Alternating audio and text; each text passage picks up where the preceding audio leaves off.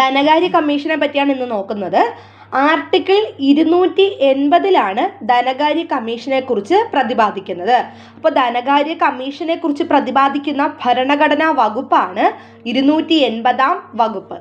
കേന്ദ്രവും സംസ്ഥാനങ്ങളും തമ്മിൽ നികുതി പങ്കിടുന്നതിനെ കുറിച്ച് രാഷ്ട്രപതിക്ക് നിർദ്ദേശം സമർപ്പിക്കുന്നത് ധനകാര്യ കമ്മീഷനാണ്. ഇപ്പോൾ കേരളവും സംസ്ഥാനങ്ങളും തമ്മിൽ എത്ര ഭാഗം വെച്ചിട്ട് നികുതി പങ്കിടണം എന്ന് രാഷ്ട്രപതിക്ക് നിർദ്ദേശം സമർപ്പിക്കുന്നത് ധനകാര്യ കമ്മീഷനാണ്.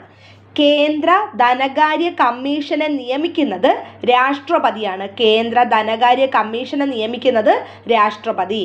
കേന്ദ്ര ധനകാര്യ കമ്മീഷനിലെ അംഗസംഖ്യ എന്ന് പറയുന്നത് ചെയർമാൻ ഉൾപ്പെടെ 5 അംഗങ്ങളാണുള്ളത് കേട്ടോ. അപ്പോൾ കേന്ദ്ര ധനകാര്യ കമ്മീഷനിലെ അംഗസംഖ്യയാണ് 5, ചെയർമാൻ ഉൾപ്പെടെ 5 പേര്. ധനകാര്യ കമ്മീഷന്റെ കാലാവധി 5 വർഷമാണ്. ധനകാര്യ കമ്മീഷന് കാലാവധി ഉള്ളത് 5 വർഷമാണ്. ഒന്നാം ധനകാര്യ കമ്മീഷൻ നിലവിൽ വന്നത് 1951 1951 ഒന്നാം ധനകാര്യ കമ്മീഷൻ നിലവിൽ വന്നത്.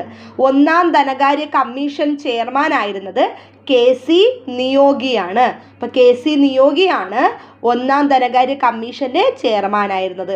നിലവിൽ 16ാം ധനകാര്യ കമ്മീഷനാണ് ഉള്ളത്. അതിൻ്റെ ചെയർമാൻ എന്ന് പറയുന്നത് അരവിന്ദ് പനഗിരിയാണ് കേട്ടോ. അപ്പോൾ അരവിന്ദ് പനഗിരിയാണ് 16ാം ധനകാര്യ കമ്മീഷൻ ചെയർമാൻ. കേന്ദ്ര ധനകാര്യ കമ്മീഷനിൽ അംഗമായ ആദ്യ മലയാളിയാണ് VP മേനോൻ. കേന്ദ്ര ധനകാര്യ കമ്മീഷനിൽ അംഗമായ ആദ്യ മലയാളി ആരാണ്? VP മേനോനാണ്. ഒന്നാം ധനകാര്യ കമ്മീഷനിലാണ് VP മേനോൻ അംഗമായിരുന്നത്.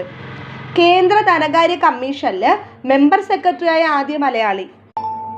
കേന്ദ്ര ധനകാര്യ കമ്മീഷനിൽ മെമ്പർ സെക്രട്ടറിയായ ആദ്യ മലയാളിയാണ് PC മാത്യു.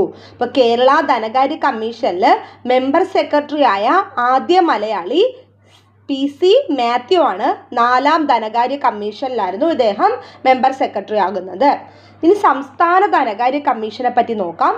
സംസ്ഥാന ധനകാര്യ കമ്മീഷനെ പറ്റി പ്രതിപാദിക്കുന്ന ഭരണഘടനാ അനുച്ഛേദമാണ് അനുച്ഛേദം 243I.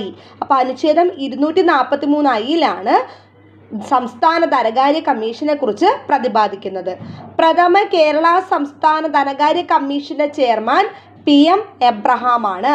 പ്രഥമ കേരള സംസ്ഥാന ധനകാര്യ കമ്മീഷൻ ചെയർമാനാണ് PM എബ്രഹാം.